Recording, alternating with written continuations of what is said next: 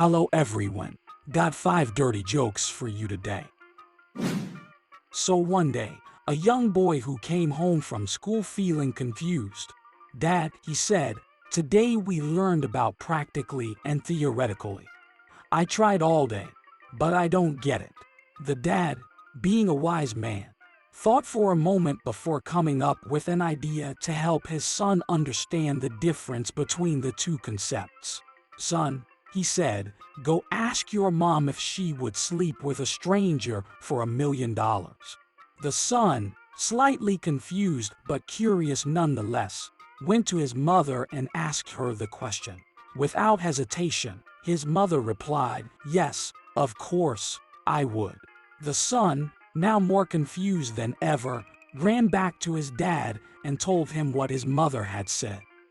The dad then told his son to ask his sister the same question. The son ran off to ask his sister and returned a few minutes later. What did she say? Asked the dad. Well, said the son, she thought about it for a moment, but then said yes as well. The dad then sat his son down and explained the difference between practically and theoretically.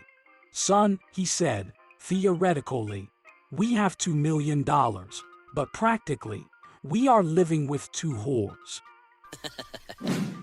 So once upon a time, there was a man named Bob who loved to travel the world. On one of his adventures, he found himself in a remote area of Africa, where he decided to go on a safari tour. While on the tour, Bob's Jeep suddenly crashed, and he was the only survivor. Unfortunately, the accident caused Bob to lose both his arms, eyes, and manhood.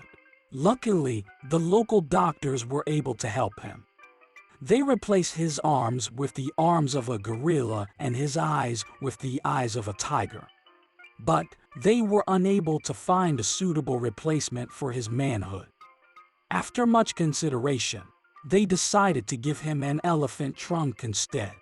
Bob was grateful for the help, but he couldn't help feeling a bit uneasy about his new appendage. Nonetheless, he returned to his home in New York City, where he tried to adjust to his new life.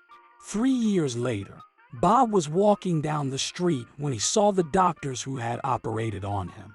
Excited to see them, Bob approached them, and they started catching up. The doctors asked Bob how he was doing, and he replied, well, my gorilla arms are fantastic. I can now climb buildings with ease. The doctors were pleased to hear this and asked about his tiger eyes. Bob replied, they are incredible. I can see for miles around the city.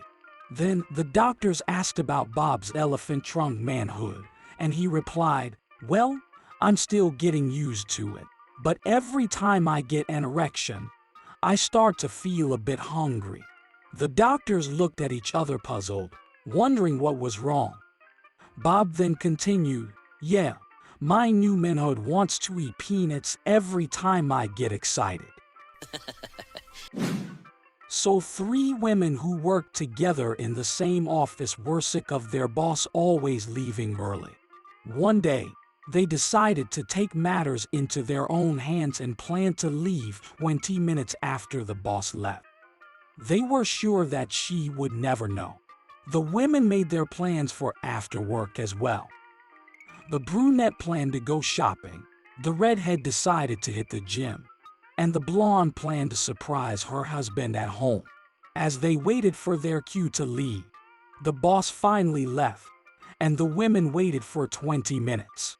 They then sneaked out, confident that they wouldn't get caught. The brunette went to the mall and shopped until she dropped. The redhead went to the gym and had a great workout before meeting up with some friends for drinks. The blonde, eager to surprise her husband, headed home. As she approached the front door, she heard noises coming from her bedroom.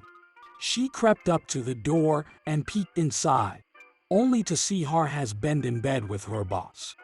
Horrified, she quietly closed the door and sneaked out of the house.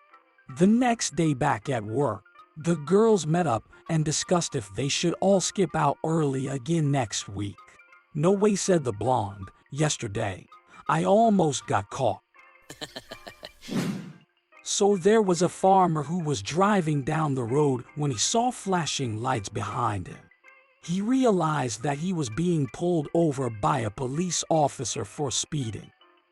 The farmer pulled over and waited for the officer to approach his vehicle. The police officer walked up to the car and asked the farmer for his license and registration. As the officer was writing the ticket, he noticed some flies buzzing around his face. He began to shoo them away, getting more and more irritated with each passing second. The farmer noticed the officer's struggle and decided to offer some help.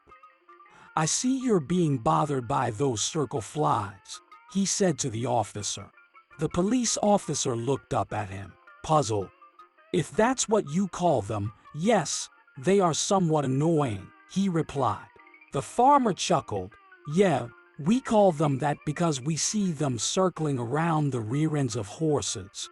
The police officer's expression changed, and he asked, Did you just call me a horse's ass?" The farmer quickly replied, "Oh, no sir, officer.